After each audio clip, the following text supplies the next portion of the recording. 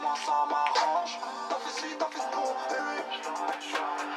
on reste les mêmes et on bande.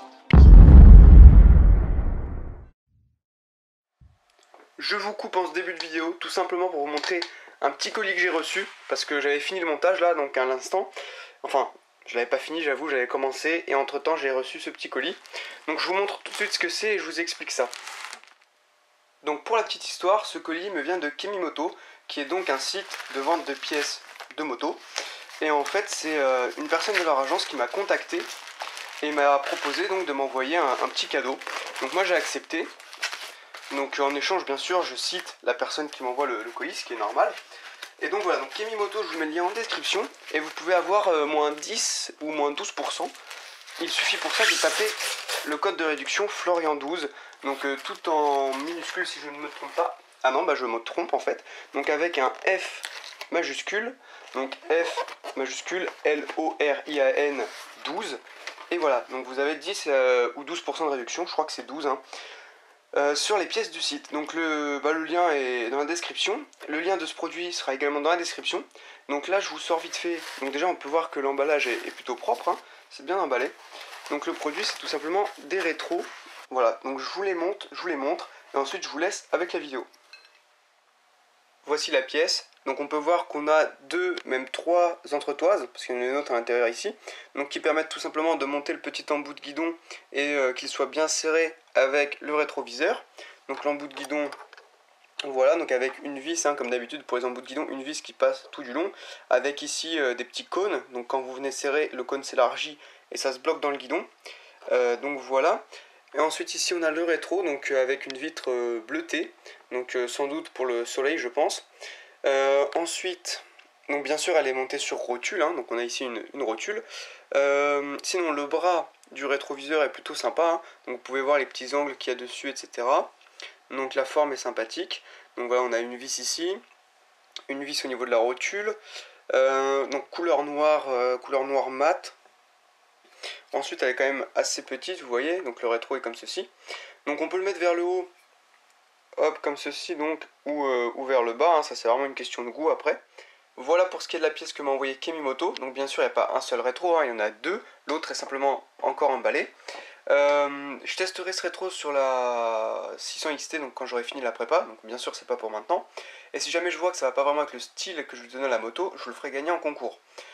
Donc bah c'est parti, hein, je vous renvoie à la suite de la vidéo.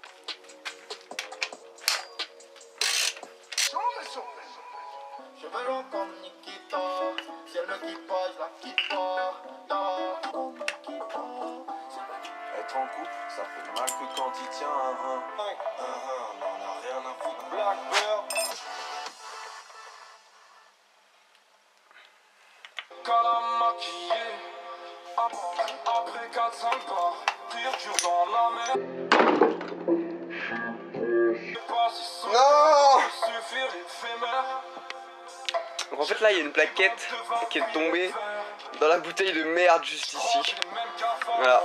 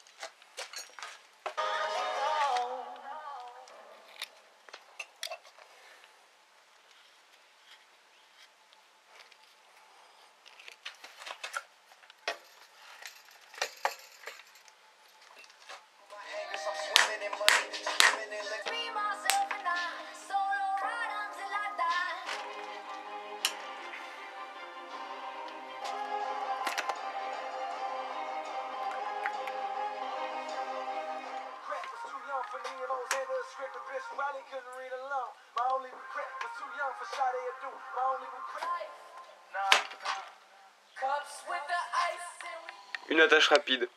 Donc voilà. Donc je m'attendais pas à trouver une attache rapide sur un 600. Même si c'est un truc qui pousse pas vraiment, je sais pas. Je pensais quand même que ce serait une chaîne Certi quoi. Enfin bon. Donc il y a une attache rapide là-dessus. Donc là, c'est un petit peu Noël avant l'heure, on va pas se le cacher. Donc déjà, je viens d'acheter ce enfin je sais même pas comment ça s'appelle en fait, cette petite planche à roulettes, tout simplement pour venir y déposer le moteur de la 600 XT. Parce que vous imaginez bien que je vais pas le poser par terre, après pour le déplacer c'est galère.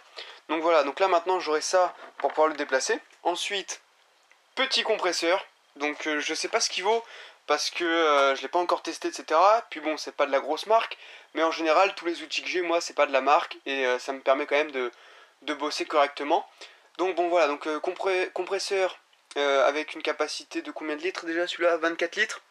Donc c'est déjà pas mal plus que celui que j'avais avant, donc ça devrait être beaucoup mieux pour tout ce qui est sablage, etc.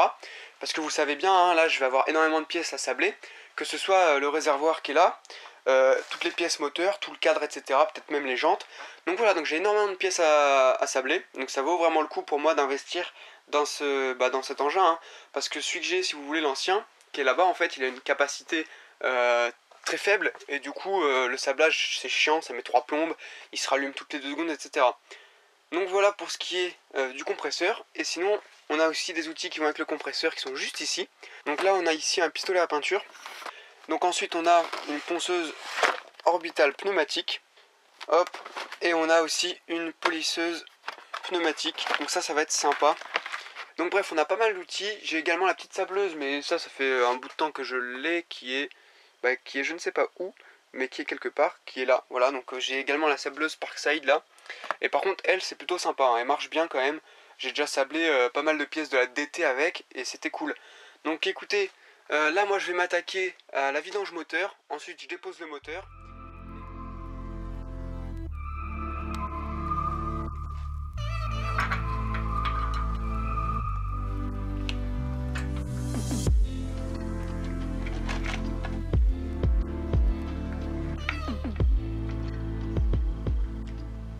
Donc là je vais m'attaquer à une partie super intéressante, c'est le nettoyage de bac, pour pouvoir ranger dans un bac propre toutes les pièces moteurs que je vais retirer. Et vu que j'ai pas de bac propre, bah ça passe par la case nettoyage. 20 minutes later.